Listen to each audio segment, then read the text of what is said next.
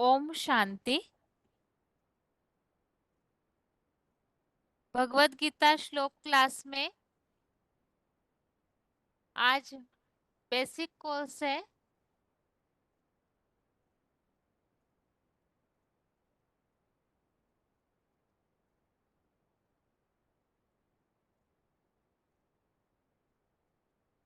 और basic course में हम टॉपिक समझ रहे हैं। भगवान सर्वव्यापी नहीं है तो एक व्यापी कहाँ है। और इस प्रश्न के उत्तर में हमने भगवान सर्वव्यापी नहीं है इसका पिछले बहुत से क्लासेस में उत्तर समझा है, काफी सारे प्रूफ समझे हैं। भगवान सर्वव्यापी नहीं है इस टॉपिक में सबसे पहली बात, सर्वव्यापी नहीं है अर्थात सब में व्यापक नहीं है। जो दुनिया में गलतफहमी है, हिंदू धर्म में ही नहीं बाकी तमो प्रधान बनने पर अन्य सारे धर्मों में भी भगवान सर्वव्यापी की मान्यता फैली हुई है। तो वास्तव में भगवान यदि सर्वव्यापी होते तो आज की दुनिया की जो स्थिति दिख रही है वो नहीं होनी चाहिए, क्योंकि भगवान तो गुणों के सागर है। लेकिन आज की दुनिया में भगवान के गुणों का अंश मात्र भी किसी में दिखने में नहीं आ रहा है।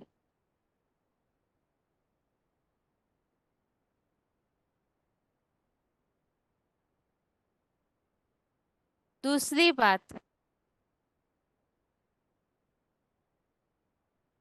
भगवान सर्वव्यापी की मान्यता इसके प्रूफ में हमने समझा आज की दुनिया में कोई बीमार नहीं दिखना चाहिए था, क्योंकि भगवान स्वयं ही गीता के अनुसार एक औषधि है। तो आज की दुनिया में लोग बीमार क्यों पड़ रहे हैं, दुखी अशांत क्यों है, एक दूसरे की हत्या करना, भ्रष्टाचार करना, व्यभिचार करना, दुष्कर्म करना, ऐसी तमोप्रधानता मनुष्यों में दिखने में क्यों आ रही है। वास्तव में भगवान में ये सारे अवगुण तो होते ही नहीं है, वो गुणों के भंडार है। इसके अलावा यदि भगवान सब में होते तो मंदिर, मस्जिद, गुरुद्वारे क्यों बनाए हुए हैं। लोग आज तीर्थों में क्यों भटकते हैं जब अपने अंदर स्वयं ही भगवान है। तो ये सारी जो सर्वसामान्य व्यवहारिक बातें हैं,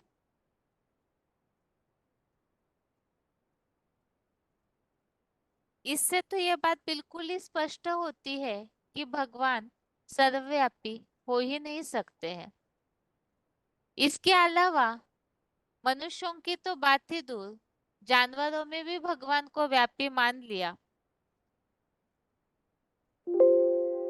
अब जानवरों में भगवान व्यापी कैसे हो सकते हैं।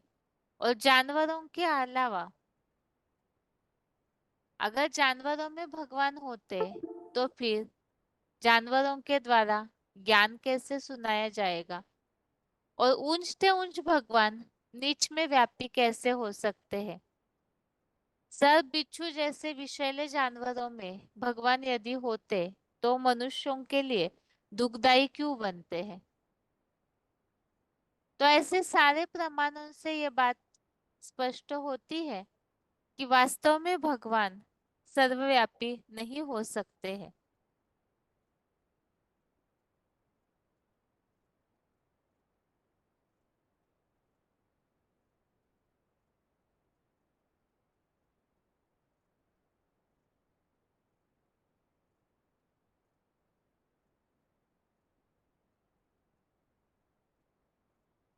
इसके अलावा सर्वव्यापी के चित्र में हमने और एक बात समझी थी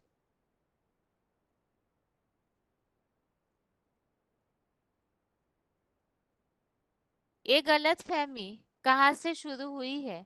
यदि भगवान सभी में व्यापी नहीं है, तो आखिर ये गलतफहमी शुरू कहाँ से हुई है? तो ये गलतफहमी शुरू होती है वास्तव में गीता में जो उल्लेखित विभूति योग अध्याय है, इस कारण से ये गलतफहमी शुरू हुई है। और इसके लिए भी हमने समझा कि वास्तव में विभूतियों में भगवान व्यापी नहीं है, बल्कि भगवान की जो योग ऊर्जा है वो व्यापी होती है। अर्थात आत्मा रूपी बैटरी जो पुरुषोत्तम संगम युग में जब भगवान इस सृष्टि पर आते हैं, तो भगवान से बुद्धि योग जोड़ करके अपने अपनी क्षमता अनुसार अपनी आत्मा में भगवान से शक्ति को खींचते हैं।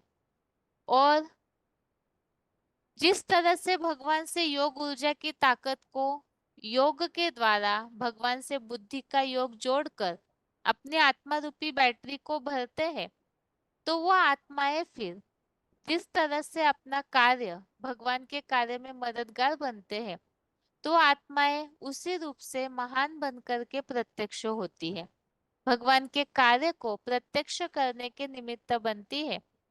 और बाकी युगों में भी वही विभूति बनी हुई आत्माएं भगवान के कार्य को अर्थात इस सृष्टि को चलाने के लिए निमित्त बनती है। तो इसीलिए यह समझा गया कि विभूतियों में भगवान है। वास्तव में विभूतियों में भगवान की याद की शक्ति अपनी क्षमता अनुसार मौजूद होती है। तो इससे ये बात स्पष्ट है कि जिन्होंने भगवान की याद अपने अंदर भर ली, शक्ति भर ली, तो उसी अनुसार ही वो महान विभूति बन जाती है। अर्थात ही इसी के लिए गीता में बोला है कि भगवान सबके हृदय में वास करते हैं, हृदय सर्वस्य विष्टितम। वास्तव में यहाँ भगवान हृदय में वास करने की बात नहीं, बल्कि भगवान की याद सब में समाई हुई होती है। तो इससे ये बात तो स्पष्ट है कि भगवान सब में समाये हुए नहीं है, बल्कि उनकी याद सब में समाई हुई होती है। इसके अलावा हमने ये समझा था कि जब भगवान सर्वव्यापी नहीं है, तो फिर ये मान्यता शुरू होने का कारण क्या है? ये तो हमने समझा कि भगवान की याद सभी में समा जाती है। तो विनाश के समय में, कल्पांत के समय में जब सारी आत्माएं तड़प रही होती है, तो कोई भी ऐसे नहीं बचेगा जो भगवान को याद नहीं करेगा।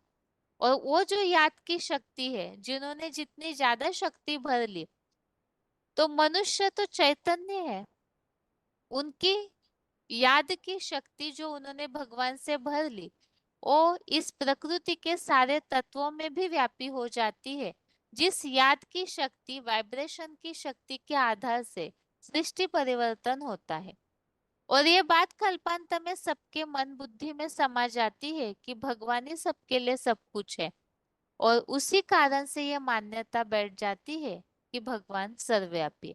वास्तव में भगवान सर्वव्यापी नहीं है, बल्कि उनकी याद सब में व्यापी है। और हमने इस बात को भी समझा कि भगवान सर्वव्यापी नहीं है, लेकिन गलत रीति से इस मान्यता को लेने के कारण सब में भगवान समाये हुए हैं, ऐसे समझने के कारण ही एक तो सबसे बड़ा नुकसान हुआ, अधर्म फैल गया, विधर्म फैल गया, क्योंकि सबकी मन बुद्धि भटक गई, बढ़ गई, और जिससे बुद्धि की शक्ति क्षीण हुई। और परिणाम स्वरूप जब बुद्धि क्षीण हो जाती है, बुद्धि की निर्णय शक्ति कम हो जाती है, तो दुर्गति। और आज जो वर्तमान समय संसार की हालत दिख रही है, वो दुर्गति ही वास्तव में भगवान सर्वव्यापी मानने के कारण ही हो रही है। क्योंकि ऊंचते ऊंच हस्ती को सब जगह व्यापी मान लिया, तो इतना उनकी कीमत को कम कर दिया, तो उसका नतीजा, परिणाम सारी सृष्टि को भुगतना पड़ता है। और इसी का परिणाम जब अधर्म बन गया, अर्थात धर्म माना मन एक जगह टिकना, वो हो गया। मन को एक जगह स्थिर कर लिया तो हो गया धर्म। धारणा, एक जगह मन कहीं ना कहीं धारणा में टिक गया, अर्थात भगवान को एक जगह एक व्यापी माना। लेकिन सर्वव्यापी मानने के कारण अधर्म फैल गया, और जिसका परिणाम आज ढेर सारे धर्मों की स्थापना, और उन धर्मों के बीच में अपने अपने मतभेद निर्माण करके, सिर्फ मतभेद ही नहीं, उनका कारण भी भगवान को बना लिया। अपने धर्म का भगवान अलग, अपने धर्म की परंपराएं रीति रस्म अलग माने गए। और पिछले हफ्ते के क्लास में हमने समझा था, कोई भी धर्म हो, कोई भी धर्म का शास्त्र हो, भले ही मनुष्यों ने अपनी सुविधा अनुसार अपने मन को अच्छा लगे इसीलिए इस तरह से मान लिया कि भगवान सबके अलग अलग है। एक तरफ से तो कहते हैं सबका मालिक एक है, गॉड इज वन, और दूसरी तरफ से कहते हैं कि हम सब धर्मों वालों के भगवान अलग अलग है। वास्तव में सबका मालिक एक है, एक ही भगवान है, निराकार परम पिता शिव। लेकिन उन्हें न जानने के कारण धर्म बटे, भावनाएं बटी, मतभेद हुए, और परिणाम लड़ाई झगड़ा, हिंसाचार, भ्रष्टाचार। और इसी के कारण से ही आज सबसे ज्यादा तनाव सृष्टि में दिख रहा है। ये हालत ऐसी है कि सारे हैं तो मनुष्य ही, सभी की आकृति प्रतिकृति मनुष्यों की तरह ही है, लेकिन फिर भी जो लड़ाई झगड़ा, आपस में मतभेद, हिंसाचार हो रहा है, यह ऐसा वातावरण है जैसे एक घर में एक माता पिता के मौजूद न रहने पर, गुजर जाने पर, या माता पिता की पूरी पहचान बच्चों को न होने पर, जब बच्चे बिछुड़ जाते हैं तो अनाथ होते हैं, तो आपस में लड़ते झगड़ते हैं। निर्धन के हैं, उनका कोई धनी धोरी नहीं है, तो इसीलिए ही उनके घर में अशांति जरूर दिखेगी। और कहा जाता है ये सारी वसुधा ही एक कुटुंब है, और इस कुटुंब के जो सबसे बड़े मुखिया है परम पिता, उन्हें न जानने के कारण यथार्थ रीति अर्थात सर्वव्यापी मानना, ये भी वास्तव में एक प्रकार की नास्तिकता ही है, क्योंकि भगवान के प्रति आस्था बनी नहीं। तो इसीलिए ही आज सभी अनाथ है, निर्धन के बने हुए। अब ये जो समाज की हालत है, दुख, अशांति और तनाव, डिप्रेशन, ये सबका कारण है भगवान की यथार्थ पहचान न होना। अब अनाथ बने हैं तो सनाथ बनेंगे कैसे? सुख शांति का मार्ग मिलेगा कहाँ से? तो उसका उपाय ही है भगवान की यथार्थ पहचान। अर्थात भगवान सर्वव्यापी नहीं है, बल्कि एक व्यापी है, तो उस एक व्यापी स्वरूप को जानना। इसे जानने के लिए ही हमने भगवान का परिचय जानना शुरू किया। दुनिया में तो सब कहते हैं कि हम भगवान को जानते हैं, लेकिन भगवत गीता में ये बात बताई हुई है, न मे विदु सुरगना प्रभवम न महर्षय। भगवान का जो परिचय है, देवताएं, दानव, ऋषि, मुनि, मनुष्य कोई भी नहीं जानते हैं। इसीलिए ही भगवत गीता में ही 10वें अध्याय के 15वें श्लोक में भगवान ने ये बात स्पष्ट की है। भगवान स्वयं ही अपने द्वारा अपने स्वरूप को जानते हैं, और वही सबको अपना परिचय भी देते हैं। अब भगवान का परिचय भगवान ही स्वयं क्यों देते हैं? इसका भी कारण है। जैसे कोई पिता का परिचय बच्चे नहीं दे सकते, क्योंकि बच्चे तो उनकी रचना है, उनके बाद निर्माण हुए हैं। ठीक इसी तरह से भगवत गीता में ये बात बताई हुई है कि भगवान ही वास्तव में सबका आदिकालीन आदिश्वर है। इसीलिए उनका परिचय वो स्वयं देते हैं, और कोई भी उनका परिचय दे नहीं सकते, क्योंकि जानते ही नहीं है। तो भगवान ही अपना परिचय देते हैं, और वो परिचय क्या दे रहे हैं, इसे हमने पिछले हफ्ते की क्लास में समझा था। वास्तव में परम पिता का एक ही नाम है, शिव, अर्थात कल्याणकारी। जैसे मनुष्य जो है, उनका नाम जन्म बदलते हैं, शरीर बदलते हैं, उस आधार से उनका नाम बदलता है। तो इसी तरह से परम पिता जो है वो तो अजन्मा है, अगर्भा है, जन्म मरण के चक्र में आते ही नहीं, तो उनका अपना शरीर नहीं है। इसीलिए परम पिता का जो नाम है आत्मा के आधार से पड़ता है। उनकी आत्मा का बिंदी का ही नाम शिव है। लेकिन इसका भी रहस्य है, मनुष्य जो है शरीर के आधार पर नाम पड़ता है, और परम पिता का नाम उनके गुण और कर्तव्य का सूचक है। शिव अर्थात ही कल्याणकारी, वो सदैव सबके लिए कल्याणकारी है। इसका भी कारण है, मनुष्यों को अपना तन है तो स्वार्थ है। स्वरथ के प्रति कहीं ना कहीं आसक्ति होने के कारण मनुष्य स्वार्थी बने हुए हैं। लेकिन भगवान को अपना रथ नहीं है, इसीलिए वो स्वार्थी नहीं है, तो सबके प्रति समान भाव से कल्याणकारी है। जैसे कि आसमान में दिखने वाला सूरज सबको समान प्रकाश देता है, इसी तरह से परम पिता वो वास्तव में प्रैक्टिकल ज्ञान सूर्य है, जो सबके प्रति बराबर कल्याणकारी है। वो धर्म नहीं देखते, कोई जाति पंथ मत भेदभाव कोई भी प्रकार की भावना उनके अंदर नहीं होती है। अब परम पिता का जो रूप है उसके लिए भी भक्ति मार्ग में गलत फहमी कर दी। नाम रूप से न्यारा है। अब नाम रूप से न्यारी तो कोई चीज होती नहीं, क्योंकि भगवान कहाँ है तो जरूर कोई हस्ती है, कोई व्यक्तित्व है, तो नाम रूप से न्यारे कैसे हो जाएंगे। तो परम पिता का जो रूप है उसके लिए भी गीता में उल्लेख आया है, अनोरण्यम सन्मनु स्मरेतु, अर्थात सूक्ष्म अणु से भी अनुरूप है, अव्यक्त है, और उसका चिंतन नहीं कर सकते हैं। और वो जो परम पिता का रूप है उसी के लिए ही भगवत गीता के 13वें अध्याय के 17वें श्लोक में बताया है, ज्योतिषाम अपि तत् ज्योति तमसः परम उच्यते, अर्थात ज्योतियों की भी वो ज्योति है। जितने भी ज्योतिमान पदार्थ है उन सब से भी अतिशय ज्योतिमान वो परम पिता है। अर्थात जो निराकार परम पिता का रूप है, जो इन आंखों से नहीं दिखता है, सूक्ष्म ज्योति बिंदु स्वरूप है। तो वो ज्योति बिंदु पूजा के लिए उसी का बड़ा आकार हिंदू धर्म वालों ने ज्योतिर्लिंग बनाया। हम इस बात को समझ रहे हैं कि भगवान सर्वव्यापी की मान्यता हर धर्म में फैली है। वास्तव में हर धर्म वाले परम पिता के उस एक निराकारी स्वरूप को मानते हैं।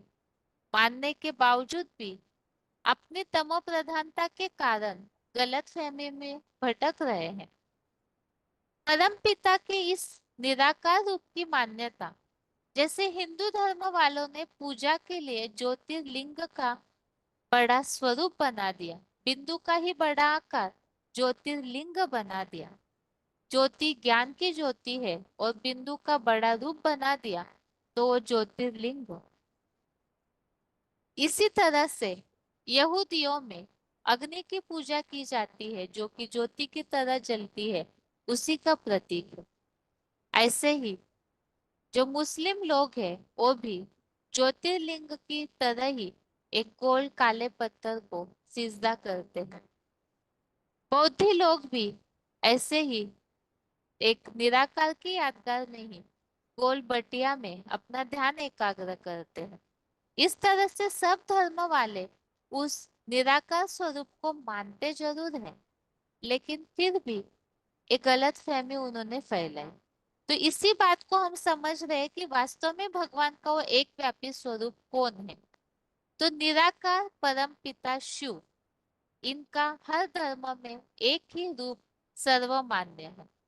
और परम पिता का जो नाम है शिव, जिसके लिए हिंदू धर्म वाले सत्यम शिवम सुंदरम कहते हैं, और इसी तरह से सिख धर्म वाले सच्चा पातशाह सतनाम ऐसे भी कहते हैं। ऐसे मुस्लिम लोग जो है खुदा, अल्लाह ओ सत्य है, इस बात को मानते जरूर है। क्रिश्चियंस लोग गॉड इज ट्रूथ ऐसे ही मान्यता रखते हैं। तो इन सब बातों से स्पष्ट है, एक ही नाम और रूप सर्व धर्म वालों में मान्य है। अब परम पिता का घर अर्थात उनका निवास स्थान, तो परम पिता के लिए तो हमने समझो इस दुनिया के वासी है ही नहीं, इस दुनिया में व्यापक है ही नहीं। वो परम धाम के वासी है, जिसके लिए भगवत गीता का 15वें अध्याय का 6वां श्लोक, अध्याय 15 का श्लोक नंबर 6 है। न तद्भासयते सूर्यो न शशांको न पावक। तो इस श्लोक में स्पष्ट बताया हुआ है कि जहाँ सूरज चांद सितारों की रोशनी भासित नहीं होती, ओ मेरा ऊंच ते ऊंच परम धाम है। तो भगवान परम धाम के रहने वाले हैं, जिसे हिंदू धर्म वाले ब्रह्मांड, मुक्ति धाम, शांति धाम भी कहते हैं। तो ऊंच ते ऊंच धाम, इसकी मान्यता क्रिश्चियंस लोग सोल वर्ल्ड या सुप्रीम अबोर्ड के रूप में मानते हैं। मुस्लिम लोग खुदा 7वें आसमान का रहने वाला है ऐसे मानते हैं, अर्थात वही ऊंच ते ऊंच परम धाम हो गया। जैनी लोग तुरीय धाम के रूप में मानते हैं। तो हर धर्म वाले परम पिता के इस ऊंचे परम धाम की मान्यता मानते जरूर है। अब ये तो हमने नाम रूप धाम अर्थात परम पिता का घर समझा। इसके अलावा अब परम पिता ऊपर बैठे रहेंगे तो इस साकार सृष्टि का कल्याण कैसे होगा, क्योंकि मनुष्य तो सारे साकार है। और जैसे कि सर्वव्यापी की जो मान्यता फैली है, ये तो मनुष्यों के अपने स्वार्थ, देह भान, तमो प्रधानता के कारण द्वापर युग से फैली। अब ऐसे मनुष्य जो देह भान में अपने साकारी इस पंचभूतों के पुतले में इतने आसक्त है, वो फिर भला जो निराकार परम पिता है उन्हें कैसे पहचान पाएंगे। इसीलिए ही परम पिता को इस साकार सृष्टि पर आना होता है। और उनके आने का कारण भगवत गीता में स्पष्ट दिया हुआ है। भगवत गीता का चौथे अध्याय का 7वां 8वां श्लोक, भगवत गीता का अध्याय 4 श्लोक नंबर 7 8, इन दोनों श्लोकों में स्पष्ट उल्लेख है, यदा यदा हि धर्मस्य ग्लानिर्भवति भारत और परित्राणाय साधूनां विनाशाय च दुष्कृता। जब इस सृष्टि पर सर्वव्यापी की धर्म ग्लानि फैलती है, ऊंच से ऊंच भगवान को सब जगह व्यापी मान लिया जाता है। इससे बड़ी धर्म ग्लानि कोई और है नहीं, क्योंकि इससे ही अधर्म की शुरुआत होती है। ऐसे समय में ही भगवान धर्म की संपूर्ण स्थापना के लिए इस सृष्टि पर आते हैं। आकर के जो भी दुष्ट है, विनाशाय च दुष्कृता, दुष्टों का, दुष्ट परंपराओं का, जो सृष्टि का पतन करती है, ऐसों का नाश करते हैं। और नए सद्धर्म जो सारी सृष्टि का एक ही आदि सनातन देवी देवता धर्म है, उसकी स्थापना कर। तो ये हमने परम पिता के आने का कारण समझा। अभी भगवान आते कहाँ है और किस समय आते हैं, उसके लिए भी जो उल्लेख भगवत गीता में आए हैं उसे समझते हैं। हम इस बात को समझ रहे हैं कि परम पिता एक व्यापी है और एक व्यापी होकर के ही सृष्टि का उद्धार हो सकता है। उन्हें जब जानेंगे तभी ही सृष्टि का उद्धार, अपना उद्धार भी मनुष्य कर सकते हैं। तो आज के क्लास में परम पिता का आने का जो समय है और किस समय वो क्या कर्तव्य करते हैं उसे समझते हैं। परम पिता का जो कार्य का काल है, सृष्टि परिवर्तन करने का समय, जिस समय वे परम धाम से इस सृष्टि पर आते हैं, उसके लिए ही भगवत गीता में उल्लेख है। 9वें अध्याय का 7वां, अध्याय 9 का श्लोक नंबर 7, सर्वभूतानि कौन्तेय प्रकृतिम यान्ति मामिका कल्पक्षय पुनस्तानि कल्पातो विसृजाम्य हो। अर्थात कल्पांत काल में सभी प्राणी मात्र मेरी प्रकृष्ट रचना में समा जाते हैं और कल्प के आदि काल से मैं उन्हें पुनः सृजन के लिए छोड़ता हूँ। तो परम पिता के आने का समय बताया कल्पांत काल में। जब परम पिता आते हैं तो ऐसा कर्तव्य करते हैं कि सारी सृष्टि अंत में उनमें समा जाती है और फिर नए कल्प की शुरुआत में उन्हें सृजन के लिए छोड़ते हैं। सृजन अर्थात नई सृष्टि की उत्पत्ति। तो ये दो काम हो गए। एक तो जब विनाश होता है सृष्टि का तब सब भगवान में याद में उनके समाते हैं और नई सृष्टि की फिर शुरुआत भी भगवान ही करने के निमित्त बनते हैं। और वो समय कौन सा है इसके लिए भगवान ही स्वयं आकर के अपने स्वयं के समय के बारे में बताते हैं, जिसका उल्लेख हमारे बहुत सारे शास्त्रों में भी है और अलग अलग रीति से उस समय की मान्यता भी है। यहाँ पर पॉइंट्स लिए हैं। एक तो VCD नंबर 2916 2916। कलयुग के अंत और सतयुग का आदि जब होना होता है, नई दुनिया आरंभ कराने के लिए आते हैं ना, तो अभी अभी माना पुरुषोत्तम संगम युग इसका नाम दियो।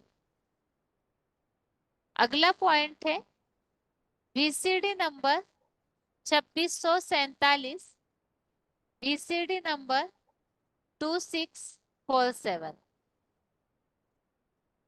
मेरा आना ही होता है दो कल्पों के बीच में, जो संगम होता है उस कल्प के पुरुषोत्तम संगम युग पर आता हूँ, जबकि ये विश्व पुरुषोत्तम बनते हैं और युगों के संगम पर सारे विश्व पुरुषोत्तम नहीं बनती है।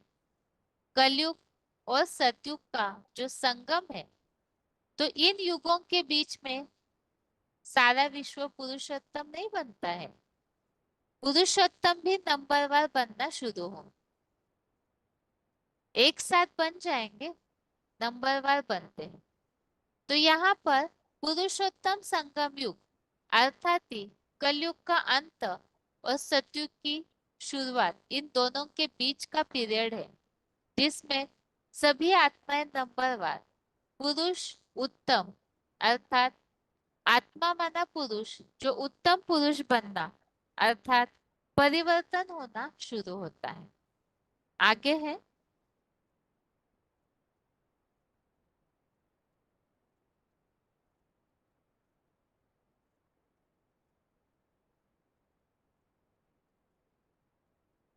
VCD number 2385 2385।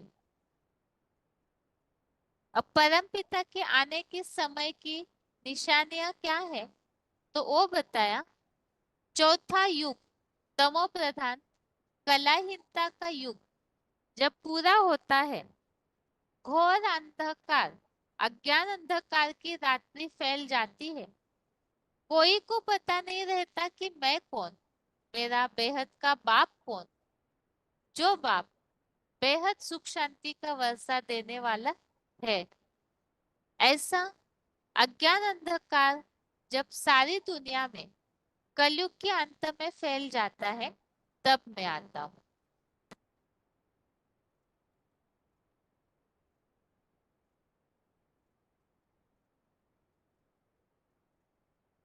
तो यहाँ पर बताया इस तरह से जब कलयुग के अंत में अंधकार फैलता है, वो अंधकार भी हमने समझा सर्वव्यापी का अंधकार, जिसके लिए ही हमने इस बात को भी समझा था ज्ञान सूर्य प्रगटा अज्ञान अंधेरे विनाश।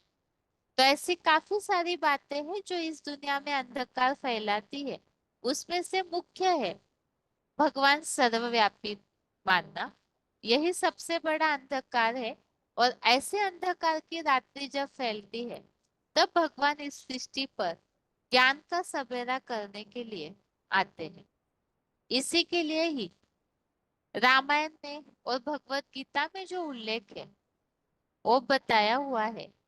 वार्तालाप नंबर 1765, डिस्कशन नंबर 1765, भारत के लिए ही कल्प कल्प लगी प्रभु अवतारा, ऐसे रामायण में बोला है।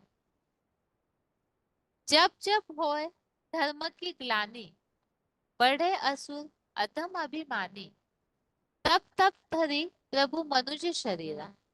रामायण में ऐसा उल्लेख आया हुआ है कि जब धर्म की ग्लानि होती है, अधम असुर अभिमानी बढ़ते हैं, तब भगवान मनुष्य शरीर का आधार लेते हैं।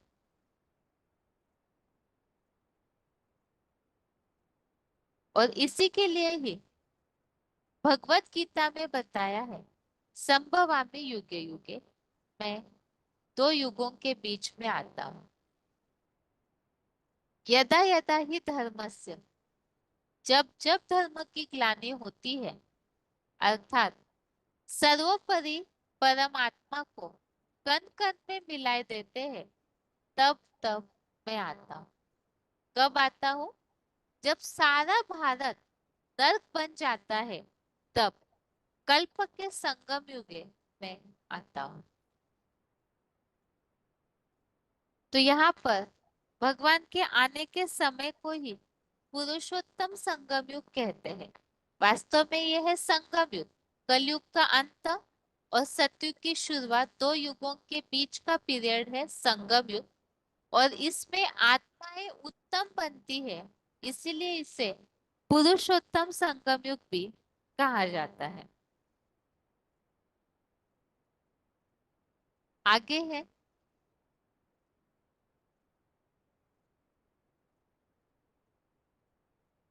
एक तो हमने समझा अभी पिछले क्लास से लेकर के, परम पिता का रूप, नाम, का आने का कारण, वो परम धाम के वासी है तो सृष्टि पर आने का कारण, और वो किस समय आते हैं। तो समय हमने समझा कल्पांत, कलयुग का अंत और सतयुग की शुरुआत के बीच का पीरियड, जिसे पुरुषोत्तम संगम युग कहा जाता है। अब है कि भगवान जब परम धाम से आएंगे, तो सृष्टि तो बहुत बड़ी है, कहाँ आएंगे, तो उस स्थान की कोई विशेषता होनी चाहिए। और वो विशेषता है कि भगवान आते हैं भारत देश में। इतने बड़े विश्व में भारत को ही भगवान ने क्यों चुना है और देशों को क्यों नहीं चुना है, उसका कारण हम समझेंगे कि भगवान भारत में ही क्यों आते हैं, विदेश में क्यों नहीं आते हैं। वार्तालाप नंबर 1295, डिस्कशन नंबर 1295, भारत में ही बाप आते हैं, विदेश में क्यों नहीं आते हैं। विदेश पवित्र रहता है, विदेशी आत्माएं ज्यादा पवित्र रहती है कि भारत में जन्म लेने वाली, पहला जन्म लेने वाली आत्माएं ज्यादा पवित्र रहती है। तो पवित्र को पवित्रता से प्यार होगा या अपवित्रता से प्यार होगा। दुनिया का सबसे पवित्रता वाला, सबसे जास्ती पवित्रता की उपाधि को धारण करने वाला कौन है? परमपिता परमात्मा एवर प्योर। तो कहाँ आवेगा? जो बाप की खसूसियत है, उस खसूसियत को, खसूसियत अर्थात खासियत, विशेषता, जहाँ के लोग बहुत प्यार करते हैं, भले बहुत भ्रष्टाचारी हो जाते हैं, दुनिया के सबसे जास्ती अपवित्र भारतवासी हो जाते हैं, परंतु फिर भी बहुत मान देते हैं पवित्रता को और एवर प्योर बाप को, इसलिए बाप भारत में आते हैं। अगला कारण है अगले पॉइंट में, VCD नंबर 183, 183, मैं कल्प कल्प भारत में ही आता हूँ, कोई दूसरे देश में नहीं आता हूँ। क्यों भारत में ही आता हूँ, विदेश में क्यों नहीं आता हूँ? ये पार्शलिटी क्यों कर रहे हैं? कोई तो कारण होगा। ओल्ड इज गोल्ड कहा जाता है। जो जितना ही पुराना होता है उतना ही श्रेष्ठ होता है। भले कोई तामसी बन जाता है लेकिन है तो पुराना ना। तो बाप पुराने ते पुराने भारत देश में आते हैं, दूसरे देश में नहीं आते। तो यहाँ दो कारण हमने समझे इन पॉइंट्स में। एक तो भगवान एवर प्योर है, उन्हें पवित्रता पसंद है, इसलिए भगवान भारत में आते हैं। क्योंकि भारत भ्रष्टाचारी हुआ है, जैसे सब गिर गए वैसे भारत में गिरा है। लेकिन अन्य विदेशों की तुलना में भारत में पवित्रता का महत्व ज्यादा दिया जाता है। और दूसरा, ओल्ड इज गोल्ड, भारत सबसे ज्यादा पुराना देश है। बाकी जितने भी धर्म खंड है वो तो बाद बाद में समुद्र के गर्भ से निकले हैं। लेकिन भारत के लिए बताया जाता है कि वो सबसे पुराना है, इसीलिए भगवान भारत में आते हैं। अभी आगे है अगला पॉइंट।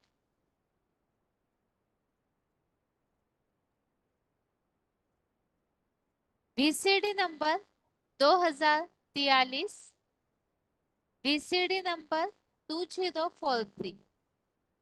कल्प के अंत में जब जब धर्म की ग्लानि होती है तब सो भी अति ग्लानि होती है। जब बहुत अति ग्लानि से भारत बिल्कुल दुखी हो जाता है, फिर उस भारत को आकर सुखी बनाता हूं। तो भारत सबसे पुराना है और धर्म की ग्लानि भी भारत में होती है। तो इसीलिए भारत जब दुखी हो जाता है धर्म ग्लानि के कारण, तब सुखी बनाने के लिए भगवान भारत में ही आते हैं।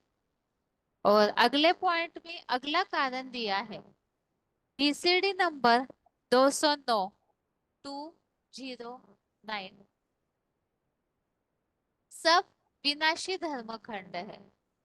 तो सवाल पैदा होता है, क्यों विनाशी धर्म खंड है? भारत अविनाशी धर्म खंड क्यों है? कोई कहेगा यहाँ भगवान आते हैं। तो भी सवाल तो यही रहा, यहाँ भगवान क्यों आते हैं? ये अविनाशी धर्म खंड क्यों है जो भगवान यहाँ आते हैं? क्योंकि यहाँ प्योरिटी को मान्यता बहुत। यहाँ कन्याओं माताओं की जितनी प्योरिटी की तरफ ध्यान दिया जाता है उतना दूसरे धर्म खंडों में ध्यान नहीं दिया जाता।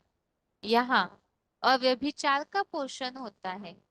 अव्यभिचार को बहुत श्रेष्ठ मानते हैं, व्यभिचार को बहुत खराब मानते हैं। तो पवित्रता की वजह से भगवान भारत में आते हैं।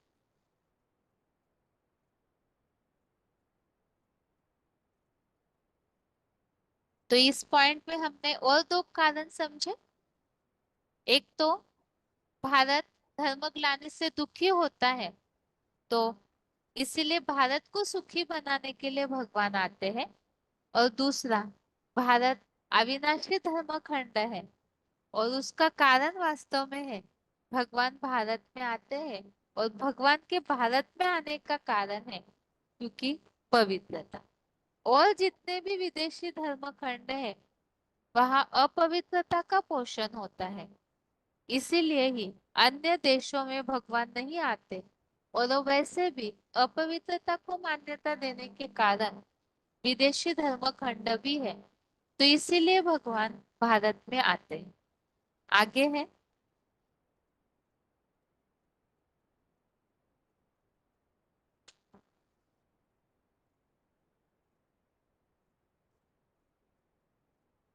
ये पॉइंट है, भगवान भारत में ही आते हैं। VCD number 1898, VCD number 1898, 31 minute 31 minutes के बाद से लिया हुआ पॉइंट।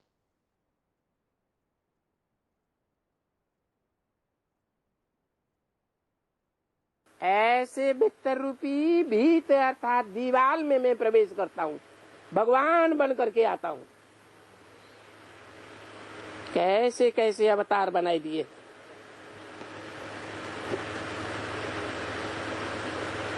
तभी तो देखो गीत में भी कह दिया है, गीता में क्या कह दिया है, जब ऐसी ग्लानि होती है, अति की ग्लानि होती है, लिखा है यदा यदा धर्मस्य, जब जब धर्म की ऐसी अति की ग्लानि होती है, तब तब मैं भारत में आता हूँ। अब अति की ग्लानि सतयुग में होती है क्या? नाम रख दिया है सतयुग, शब्दों का भी ज्ञान नहीं है। त्रेता में जहाँ कहते हैं भगवान राम का राज्य था, सब सुखी थे, वहां भी रावण का राज्य दिखा दिया, अकल ही चट्ट हो गई। अरे द्वापर में भी तो इतनी धर्मग्लानि नहीं होती। जो गीता में लिखा है सर्वधर्मान परित्यज्य, सब धर्मों को छोड़ दे, तो क्या द्वापर के अंत में सब धर्म आ जाते हैं सृष्टि पर? नहीं, सब धर्म तो आते ही हैं कलयुग के अंत में।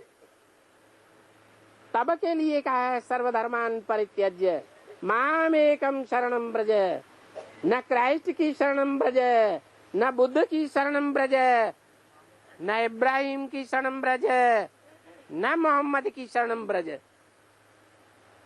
माम एकम शरणम ब्रज, मैं ही तुम सबका उद्धार करूंगा। तो ये किसने कहा? ये एक ऊंचे ऊंचे बाप ने कहा। कहा कि जब मेरी और मेरे बच्चों देवताओं की ग्लानि की जाती है, तब मैं भारत में आता हूँ।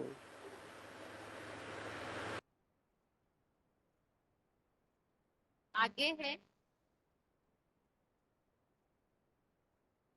अब जैसे कि हमने इस बात को समझा है, भगवान भारत में ही आते हैं, और समय भी हमने समझा भगवान पुरुषोत्तम संगम युग अर्थात कलयुग का अंत और सतयुग की शुरुआत में ही आते हैं, अर्थात उनके बीच का पीरियड। और उसी समय आने का कारण भी हमने समझा, क्योंकि कलयुग के अंत में सृष्टि तमोप्रधान होती है, तो युग परिवर्तन करने, सृष्टि को परिवर्तन करने के लिए ही भगवान इस सृष्टि पर आते हैं। तो भगवान जब इस सृष्टि पर आएंगे तो वो कुछ खास उद्देश्य से आते हैं। वो उद्देश्य भी हमने गीता में समझा, धर्म की संपूर्ण स्थापना के लिए और दुराचारियों का विनाश, अधर्म का विनाश करने के लिए भगवान इस सृष्टि पर आते हैं। तो ये जो कार्य है भगवान का, वो जरूर कल्याणकारी ही कार्य होगा, क्योंकि विनाश तो सृष्टि का करते हैं, लेकिन आसुरी तत्वों का, बुराइयों का, दुराचारियों का विनाश करते हैं। तो परम पिता को कार्य कल्याणकारी है, ऐसा विनाश करके भगवान नई सृष्टि की स्थापना करते हैं। तो भगवान के जो कर्तव्य है, जिन कर्तव्यों के लिए वो खास इस सृष्टि पर आते हैं, तो वो कर्तव्यों के लिए ही यहाँ पर पॉइंट लिए हुए हैं। VCD number 680, VCD number 680। Shiv Baba जो करेंगे सब सच्चा करेंगे, जो सुनाएंगे सच्चा सुनाएंगे, जो वाइब्रेशन छोड़ेंगे सच्चा छोड़ेंगे, जो संकल्प करेंगे सच्चा करेंगे। इसलिए उनको कहा जाता है सत चित आनंद। वो आते ही है उत्तम से उत्तम कल्याणकारी कर्तव्य करने के लिए। उत्तम से उत्तम कल्याणकारी पुरुषोत्तम संगम युग में। इससे जास्ती उत्तम कल्याणकारी पुरुषोत्तम युग कोई होता ही नहीं। तो भगवान इस सृष्टि पर जो भी कार्य करेंगे वो कल्याणकारी ही होगा, और पुरुषोत्तम संगम युग में ही वो कल्याण का कर्तव्य करते हैं। वो कर्तव्य क्या है? वो तीन कर्तव्य जो भगवान के विशेष ढूंढे हुए हैं, जो शास्त्रों में भी मान्यता प्राप्त है। नई सृष्टि की स्थापना, पुरानी सृष्टि का विनाश, और जो नई सृष्टि स्थापन होती है उसकी पालना। बीसीडी नंबर 1524, बीसीडी नंबर 1524, जैसे उस आत्मा का सुप्रीम सोल का कार्य निर्धारित है, स्थापना, पालना, विनाश। तो वो किस बात की स्थापना और किस बात का विनाश करते हैं? अधर्म की, अधर्म का विनाश करते हैं और एक सत धर्म की स्थापना करते हैं। बीसीडी नंबर 991, 991, सभी विधर्मी बन गए हैं, अधर्मी बन गए हैं। फिर बाप आकर सभी धर्मों का विनाश करा देते हैं और एक सत धर्म की स्थापना करते हैं। और ऐसे जब भगवान करते हैं सभी धर्मों का विनाश, तो ये बात मानी जाती है कि ये सृष्टि पूरी तरह से नष्ट हो जाती होगी। फिर तो विनाश बोला है तो इस सृष्टि में सब कुछ नष्ट हो जाता होगा, लेकिन वास्तव में ऐसे नहीं है, बल्कि प्रलय अर्थात प्रकृष्ट रूप से लीन सब कुछ नष्ट हो जाए ऐसे नहीं होता है, बल्कि पुरानी सृष्टि बदल करके नई सृष्टि बन जाती है। आसुरी तत्वों का केवल विनाश हो जाता है, इस सृष्टि में बिल्कुल कुछ भी न बचे, नील, ऐसे नहीं होता है।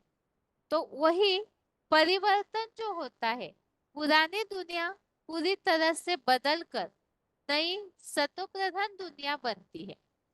तो इसे ही भगवत गीता में कहा हुआ है, भगवान के कर्तव्य के लिए जगत भी परिवर्तित है। पहले तो पॉइंट कि प्रलय कभी होती नहीं है।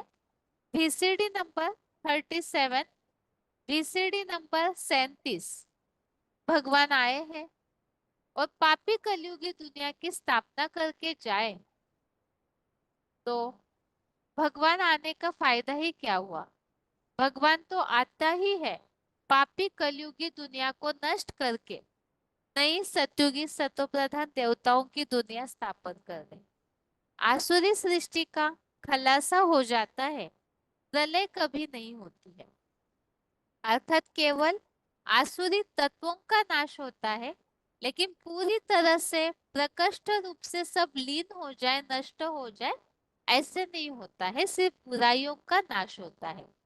और भगवान का ये जो कर्तव्य है जगत का परिवर्तन, इसके लिए ही भगवत गीता का ये श्लोक 9वें अध्याय का 10वां अध्याय 9 का श्लोक नंबर 10, मया अध्यक्षेन प्रकृति सूयते सचराचरम हेतु नानेन कौन्तेय जगत विपरिवर्तन। मेरी अध्यक्षता में ही ये सारा जगत विपरीत गति में परिवर्तित होता है। तो विपरीत गति अर्थात तमो प्रधानता से परिवर्तन होकर सतो प्रधान नई सृष्टि बनना।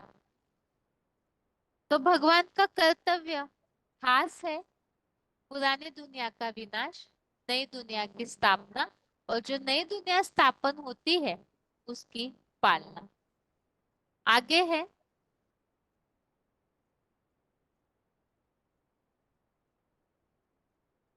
अब भगवान का ये कर्तव्य जो है वो तो हमने समझा कि भगवान तीन कर्तव्य करते हैं, स्थापना, विनाश और पालना। तो ये जो कर्तव्य है भगवान का, इसी का उल्लेख भी भगवत गीता में आया हुआ है। 13वें अध्याय का 16वां श्लोक, अध्याय 13 का श्लोक नंबर 16, श्लोक है, अविभक्तम च भूतेषु विभक्तमिव च स्थितम भूत भर्तृ च तज्ञेयम् ग्रसिष्णु प्रभविष्णु च।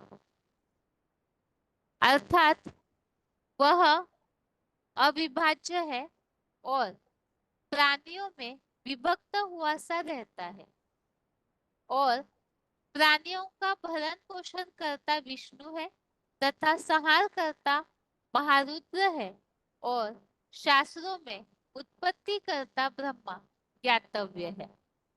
तो इस श्लोक में भगवान के कर्तव्यों का उल्लेख भी आया हुआ है। भगवान स्वयं इस सृष्टि पर आकर इस सृष्टि का परिवर्तन करते हैं और इसी के लिए यूं खास इस सृष्टि पर आते हैं।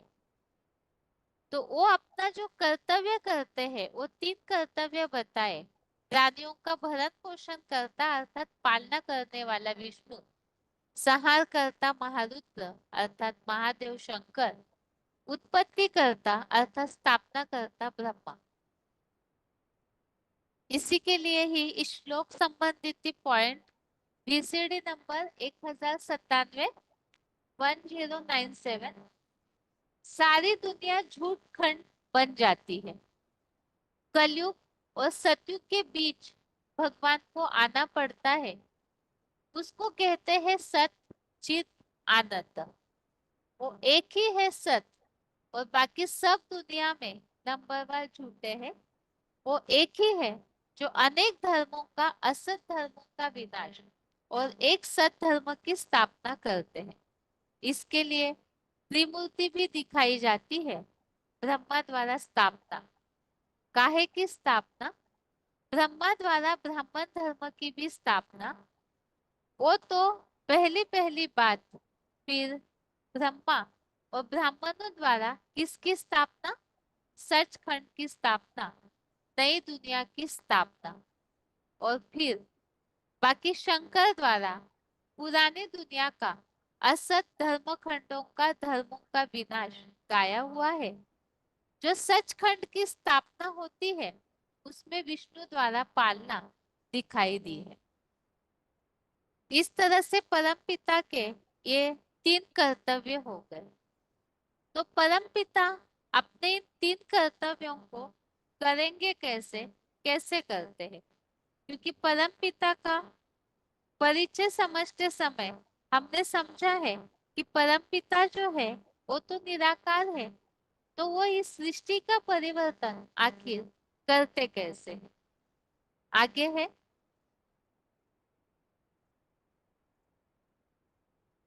निराकार भगवान अपने 3 कर्तव्यों को कैसे करते हैं?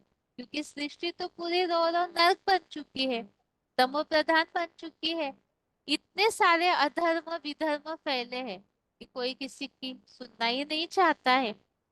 तो ऐसे समय में भगवान इस सृष्टि परिवर्तन का कार्य करने के लिए कौन सा तरीका अपनाते हैं? वो तरीका बताया हुआ है VCD नंबर 790, VCD नंबर 790। बाप तो सदगति के लिए बच्चों को सहज राजयोग और ज्ञान सिखलाते हैं। जिस ज्ञान और योग से तुम राजाई प्राप्त करते हो। भगवान जो प्राप्ति कराते हैं वो प्राप्ति दुनिया में कोई नहीं करा सकता। राजाई देने की पढ़ाई भी किसी ने भी नहीं पढ़ाई। भगवान आते हैं तो राजाओं का राज्य स्थापन करते हैं। मनुष्यों ने तो प्रजा के ऊपर प्रजा का बेकायदे राज्य स्थापन कर दिया। भगवान जो पढ़ाते हैं इसका नाम ही है सहज राजयोग, मनुष्य से देवता बनाते हैं। तो परम पिता का इस सृष्टि परिवर्तन का तरीका बताया है। वास्तव में हमने समझा इस पुरानी दुनिया का अर्थात आसुरी सृष्टि का नाश और एक सत धर्म की स्थापना अर्थात ही सनातन देवी देवता धर्म की स्थापना। अर्थात परम पिता इस सृष्टि में जो भी आसुरी मनुष्य है उन्हें देवता बनाते हैं। और तरीका क्या है? ईश्वरीय ज्ञान और सहज राजयोग के द्वारा भगवान ऐसी पढ़ाई पढ़ाते हैं जो मनुष्य बदल करके ब्राह्मण और ब्राह्मण से परिवर्तन होकर देवता बनते हैं। अब प्रश्न फिर से वही कि भगवान तो निराकार है, तो ये ज्ञान की जो पढ़ाई है वो पढ़ाएंगे कैसे? क्योंकि जो आत्मा है, परम पिता भी तो श्रेष्ठ परम आत्मा है, वो अपना कार्य कैसे करेंगे? लोग तो समझते हैं प्रेरणा से, लेकिन भगवान प्रेरणा से पढ़ाई पढ़ावे? तो हमने समझा है इस साकार दुनिया के मनुष्य जो देह भान में इतने गर्त है, इतने व्यस्त हो चुके हैं, क्या वो भगवान की उस प्रेरणा को कैच करने की क्षमता रखते हैं? वो भी नहीं होगा।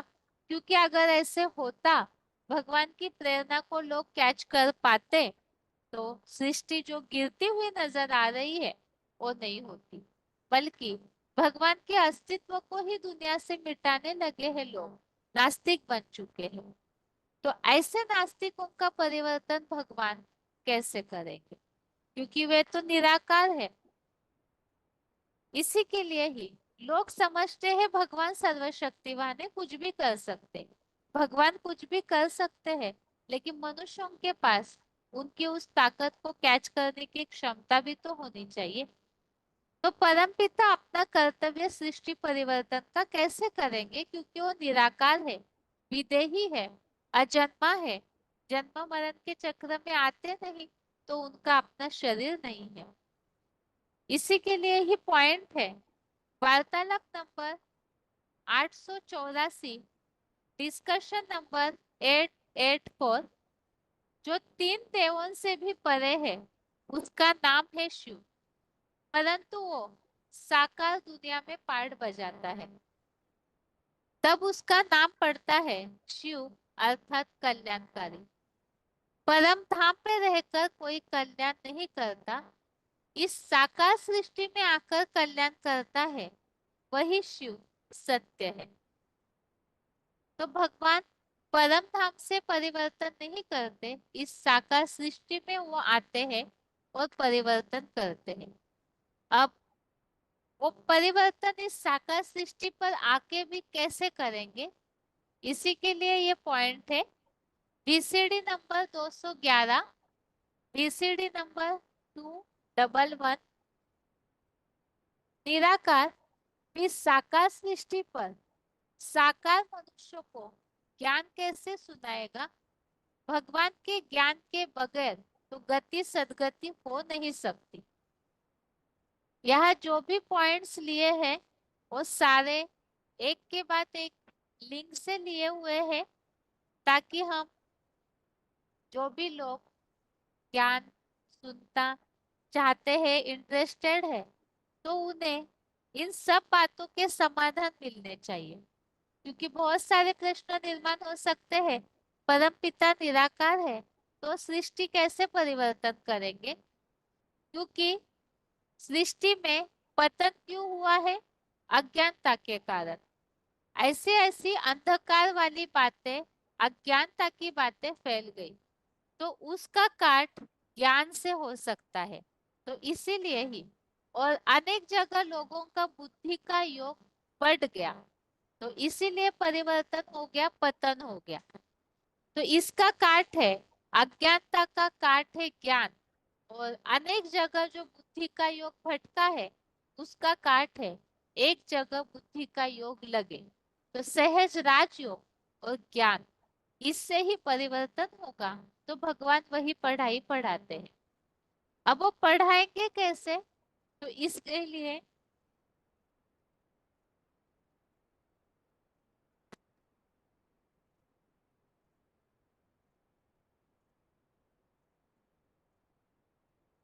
भगवान पढ़ाएंगे कैसे?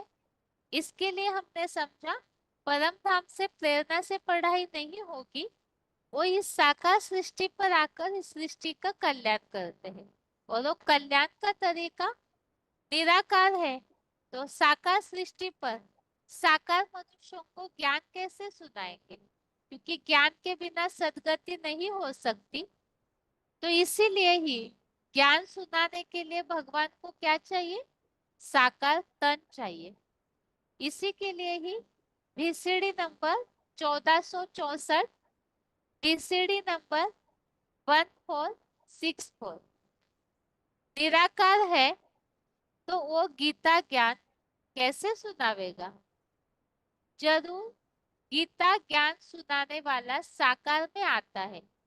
मुख से ज्ञान सुनाता है तो मुख चाहिए ना, साकार तो जरूर होना चाहिए। तो इस तरह से भगवान जब इस सृष्टि पर आएंगे तो ज्ञान सुना करके ही इस सृष्टि का परिवर्तन करते हैं, और उसी के लिए ही भगवान को साकार तन, साकार चाहिए, साकार में होना होगा। लेकिन भगवान तो अजन्मा अभोक्ता है, जन्म मरण में आते नहीं, उनका अपना शरीर नहीं है, तो भगवान क्या करेंगे? इसी के लिए ही पॉइंट सुनते हैं आगे।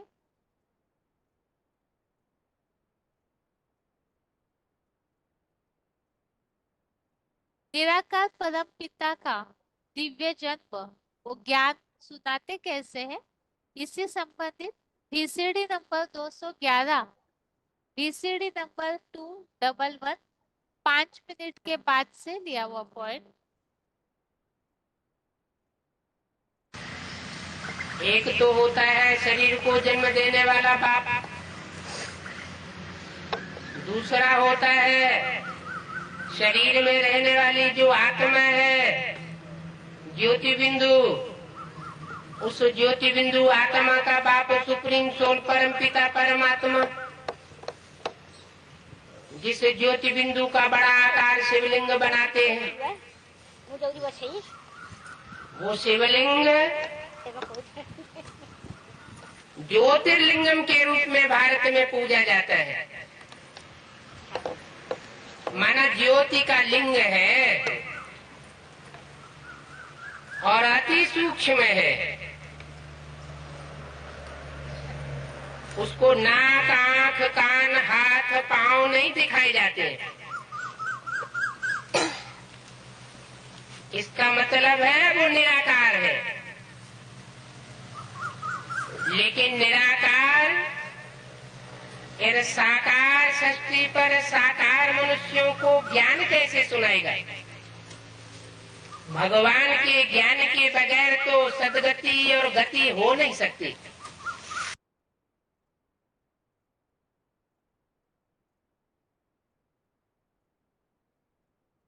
तो भगवान निराकार है, उनके बिना तो जब तक वो साकार में ना आए, ज्ञान न सुनाए, तब तक गति सदगति नहीं हो सकती।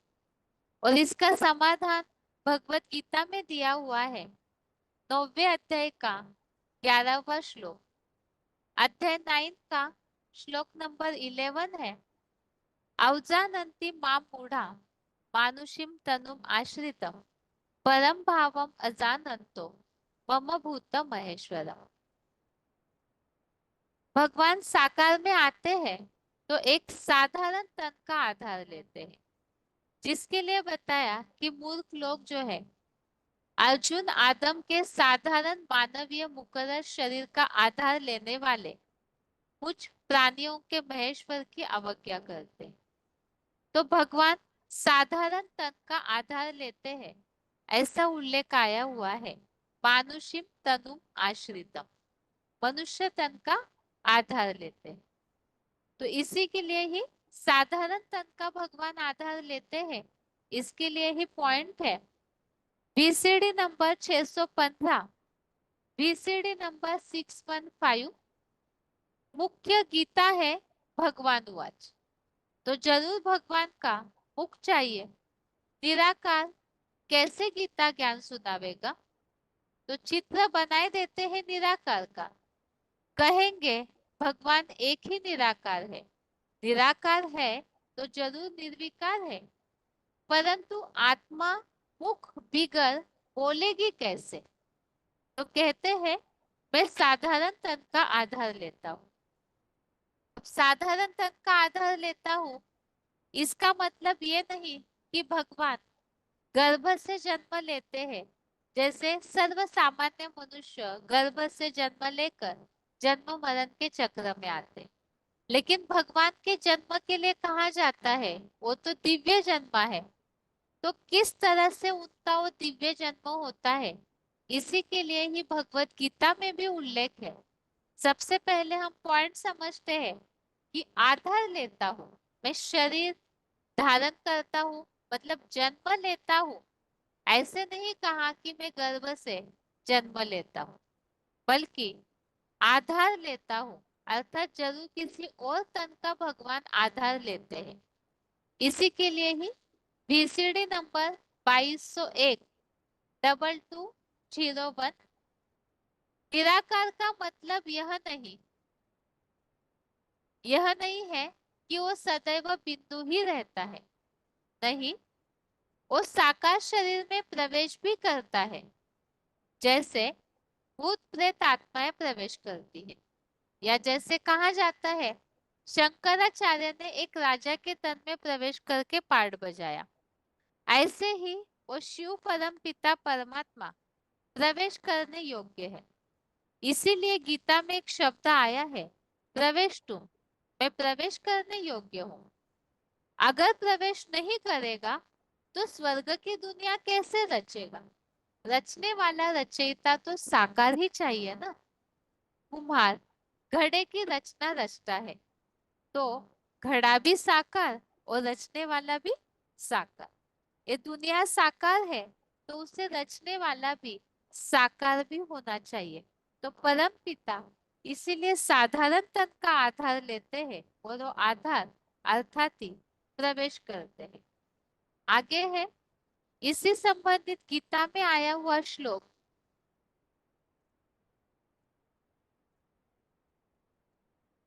भगवान आधार लेते हैं अर्थात प्रवेश करते हैं। तो भगवत गीता में उल्लेख आया है, प्रवेश तुमच परंतप।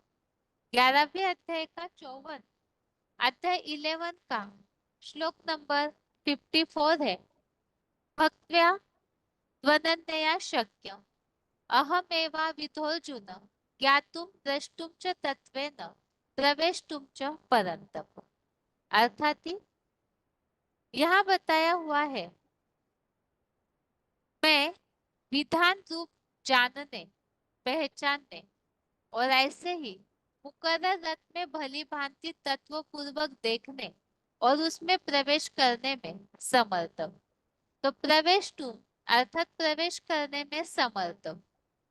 और भगवान जो प्रवेश करके अर्थात साधारण तन का आधार लेते हैं, उस तन में प्रवेश करके, तो इससे सर्व सामान्य जो जन्म है, गर्भ से मनुष्यों के जन्म लेते हैं, उससे यह जन्म अलग हुआ। इसे ही कहा है दिव्य जन्म। भगवान जो है वो और मनुष्यों की तरह साधारण तो है नहीं, इसीलिए उनका जन्म दिव्य है, तो कर्तव्य भी दिव्य है। इसी के लिए चौथे अध्याय का 9वां अध्याय 4 का श्लोक नंबर 9 है, जन्म कर्म च मे दिव्यम एवं यो वेत्ति तत्वतः त्यक्त्वा देहं पुनर्जन्म नयति मामेति सोऽर्जुन। अर्थात ही भगवान का जो जन्म है वो दिव्य है और कर्म भी दिव्य है, और उसे जानने वाला पूरी तरह से मुक्ति को प्राप्त करता है, दुखों से मुक्त हो जाता है। तो ये दिव्य जन्म के लिए ही कहा है, जो भगवान गीता में आया है, प्रवेश तुम, मैं प्रवेश करने योग्य हूँ, तो प्रवेश करके दिव्य जन्म लेता हूँ। इसी के लिए ही VCD नंबर 2417 VCD नंबर 2417 जो गीता में एक शब्द आया है, प्रवेश तुम, मैं प्रवेश करने योग्य हूँ, मेरा दिव्य प्रवेश होता है, दिव्य जन्म होता है। मनुष्य आत्माओं के समान, प्राणियों के समान गर्भ से जन्म नहीं लेता, अंडे से जन्म नहीं लेता। भूत प्रेतों के समान किसी में प्रवेश करके प्रत्यक्ष नहीं होता, जन्म नहीं लेता। क्या इन दोनों की प्रत्यक्षता रूपी जन्म से अलग मेरा जन्म है? कैसा जन्म? दिव्य जन्म। ऐसा दिव्य जन्म है कि जब मैं प्रवेश करता हूँ तो कोई को पता नहीं चलता कि मैं कब आया और कब चला गया। तो भगवान का जो दिव्य जन्म है वो सभी से अलग होगा। जैसे भूत प्रेत भी प्रवेश करते हैं लेकिन वो तंग करते हैं, उनकी प्रवेशता का पता चलता है। कोई आत्मा गर्भ में प्रवेश करती है तो भी पता चल जाता है।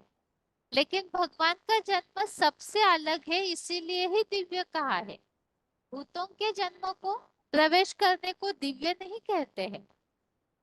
तो भगवान जब प्रवेश करते हैं तो दिव्य इसीलिए क्योंकि उनके आने जाने का किसी को पता नहीं चलता, कब प्रवेश किया कब निकल गए। और इस तरह से वो जो हल्का फुल्का बिंदी है वो प्रवेश करने पर पता नहीं चलता, लेकिन वो जो ज्ञान सुनाते हैं, जिस ज्ञान के द्वारा परिवर्तन होता है, तो इसीलिए ही उनका जन्म भी दिव्य है। और जो कर्म है ज्ञान सुनाने का कर्तव्य, वो भी दिव्य है। तो आज की क्लास में हमने भगवान एक व्यापी है इस परिचय में पहले भगवान का परिचय समझना शुरू किया।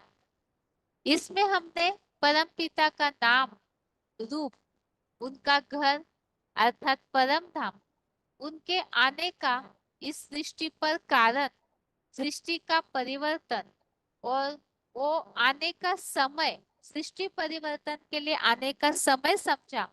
कल्पांत काल, कलयुग का अंत, सतयुग की शुरुआत के बीच का पीरियड, पुरुषोत्तम संगम युग। इसके अलावा परम पिता इस सृष्टि पर आते हैं तो कहाँ आते हैं, उसका कारण हमने समझा कि भगवान भारत में आते हैं। भारत में ही क्यों आते हैं, विदेशों में क्यों नहीं, इसके कारण हमने समझे। भारत में पवित्रता का महत्व है, इस कारण भारत अविनाशी धर्म खंड है, भारत सबसे पुराना धर्म खंड है। तो ओल्ड इज गोल्ड, इसीलिए भगवान को पवित्रता और अविनाशी धर्म खंड के कारण आकर्षण होता है। तो भगवान भारत में ही आते हैं और भारत में आएंगे तो परिवर्तन कैसे करेंगे, तो इसके लिए ही बताया हुआ है। वो परिवर्तन का तरीका भगवान ने बताया है कि वो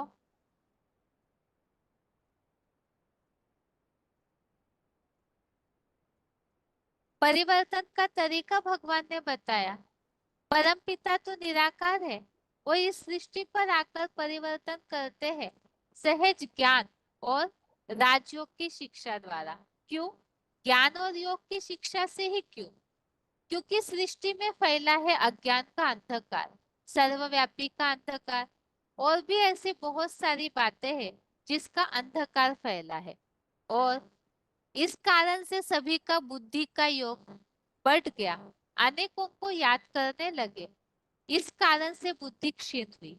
तो इसका काट, इसे नष्ट करने के लिए ही भगवान सहज ज्ञान बताते हैं, सहज राजयोग की शिक्षा अर्थात एक को याद करना, एक में बुद्धि लगाने की शिक्षा देते हैं। तो ये सहज ज्ञान और याद के द्वारा परिवर्तन होना है। तो परम पिता तो निराकार है, ज्ञान कैसे सुनाएंगे? इसी के लिए ही हमने समझा उन्हें इस सृष्टि पर आना पड़ता है, साकार तन का आधार लेना पड़ता है। बिना साकार में आए परम धाम से प्रेरणा से पढ़ाई नहीं पढ़ा सकते। तो साकार में भगवान आते हैं। अब साकार में आते हैं तो कैसे आते हैं? क्या मनुष्यों की तरह भगवान का जन्म होगा? तो मनुष्यों में और भगवान में अंतर तो रहेगा नहीं। वास्तव में भगवान इस सृष्टि पर आते हैं, वो प्रवेश करके दिव्य जन्म लेते हैं, साधारण तन का आधार लेते हैं, आधार लेते हैं अर्थात प्रवेश करते हैं। और प्रवेश करने के लिए हमने समझा प्रवेश तुमच्या परंतप, और वो प्रवेश करना ही भगवान का दिव्य जन्म और दिव्य कर्तव्य कहा गया है। जन्म कर्म च में दिव्यम एवं यो वेत्ति तत्वतः त्यक्त्वा देहम पुनर्जन्म नयति मामेति सोर्जुः। तो यही दिव्य जन्म है, और वो इसीलिए दिव्य क्योंकि भगवान की प्रविष्टा का, आने और जाने का किसी को पता नहीं चलता। और जो उनका ज्ञान सुनाने का फोर्स है, उससे पता चलता है कि भगवान इस सृष्टि का परिवर्तन ज्ञान के द्वारा करते हैं। और वो कर्तव्य जो है उनका स्थापना, पालना और विनाश, और तीन कर्तव्यों को ही भगवान ज्ञान योग के द्वारा ही प्रैक्टिकल में करते हैं। ये तो आज के बेसिक कोर्स की यहाँ तक बातें पूरी हो रही है। बाकी आप सभी और 5 मिनट के लिए क्लास में जरूर जुड़े रहिए। एक अनाउंसमेंट है।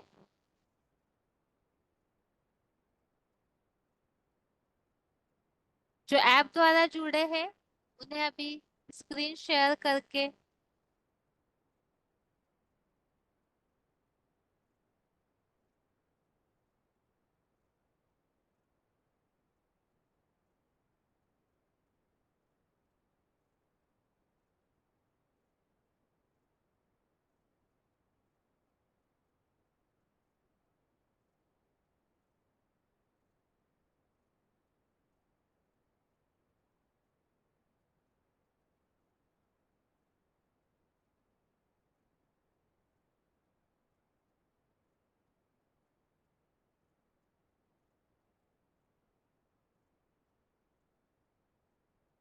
ये ऑनलाइन प्रोग्राम संबंधित विशेष सूचना है।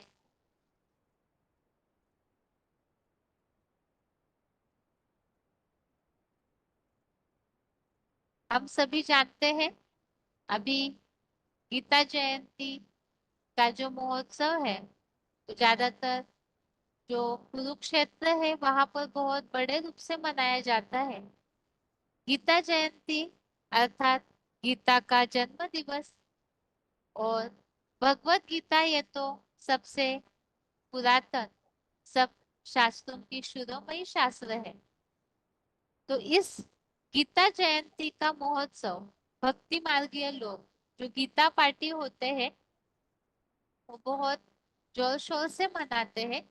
तो वास्तव में गीता जयंती अर्थात क्या, सच में गीता का जन्म कब हुआ, ये गीता माता किस तरह से प्रैक्टिकल में जन्म लेकर सृष्टि का परिवर्तन करती है, और गीता को जानना क्यों जरूरी है। तो गीता जयंती के महोत्सव में इस विशेष अवसर पर ये ऑनलाइन सेशन रखा हुआ है। इसका डिटेल इस प्रकार है। सबसे पहले तो भाषाएं और समय, 3 भाषाओं में ही ये ऑनलाइन क्लास रहेगा, हिंदी, इंग्लिश और तेलुगु। हिंदी के लिए 11 दिसंबर 2024 हिंदी भाषा का ऑनलाइन ये सेशन है। 11 दिसंबर इंग्लिश का है, 12 दिसंबर इंग्लिश, 12 दिसंबर, और तेलुगु के लिए 13 दिसंबर, 13 दिसंबर। और समय सभी के लिए एक ही तरह है, शाम को 7 से 8। हिंदी भाषा का 11 दिसंबर शाम को 7 से 8, इंग्लिश के लिए 12 दिसंबर, 12 दिसंबर इवनिंग 7 PM से 8 PM तक। तेलुगु के लिए भी 13, 13 दिसंबर इवनिंग 7 PM से 8 PM तक ये ऑनलाइन सेशन का समय है। और इस प्रोग्राम के लिए डायलिंग नंबर और मीटिंग आईडी है।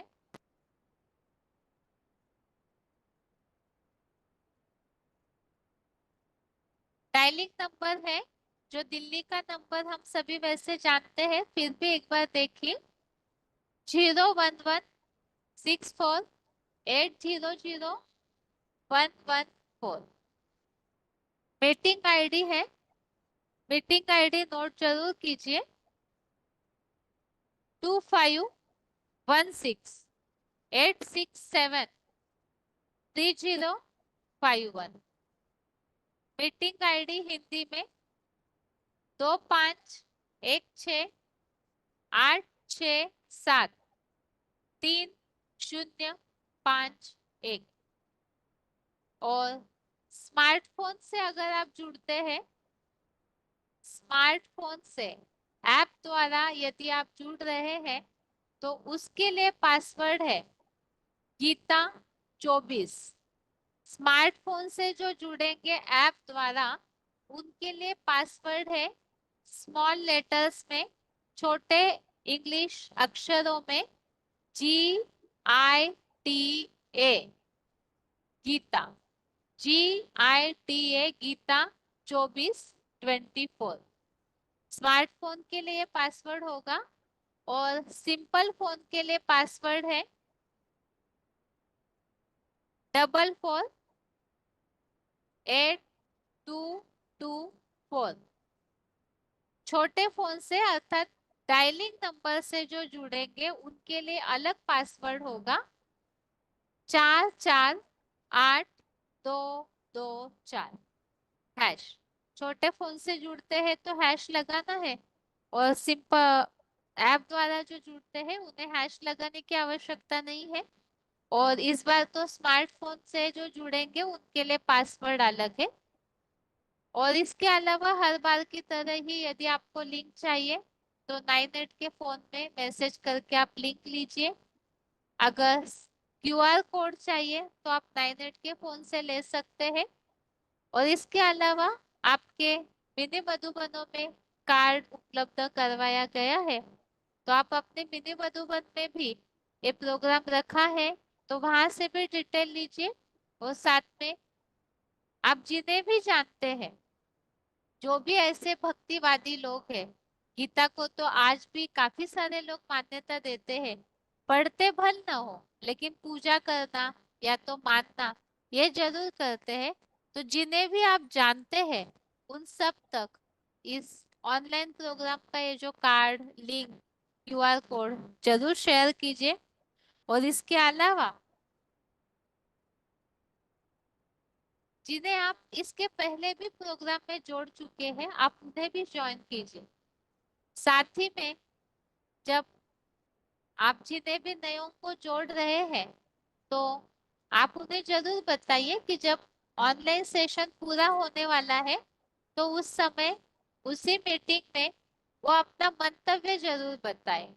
मीटिंग में चैट ऑप्शन ओपन रहता है तो उसमें वो जरूर उन्हें वो मीटिंग या जो सेशन सुना उन्होंने उन्हें कैसे लगा, जो भी उनके कमेंट्स है वो जरूर उन्हें बताने बोलिए।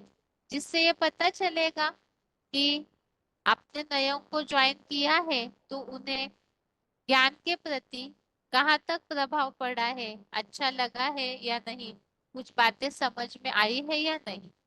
तो जैसे ही जो ऐप द्वारा जुड़ते हैं उन्हें जो चैट ऑप्शन है मीटिंग जब पूरी होने वाली है, जो प्रोग्राम लास्ट के 15 मिनट से ही चैट ऑप्शन ओपन रखा जाता है तो उसमें जरूर अपने कमेंट्स लिखें आपको कैसे लगा है। और आप ये बात जिन्हें भी आप ज्वाइन करेंगे नयों को उन्हें भी बताइए ताकि ये पता चले उन्हें वो सेशन कैसे लगा है। इस तरह से ऑनलाइन सेशन संबंधित अनाउंसमेंट है।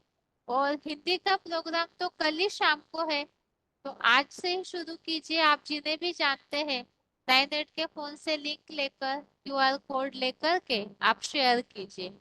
साथ में एक कार्ड है आप इसे भी ले सकते हैं। 98 वाला जो फोन है उसमें स्टेटस पे कार्ड डला हुआ है, आप वहां से भी इस कार्ड को ले सकते हैं।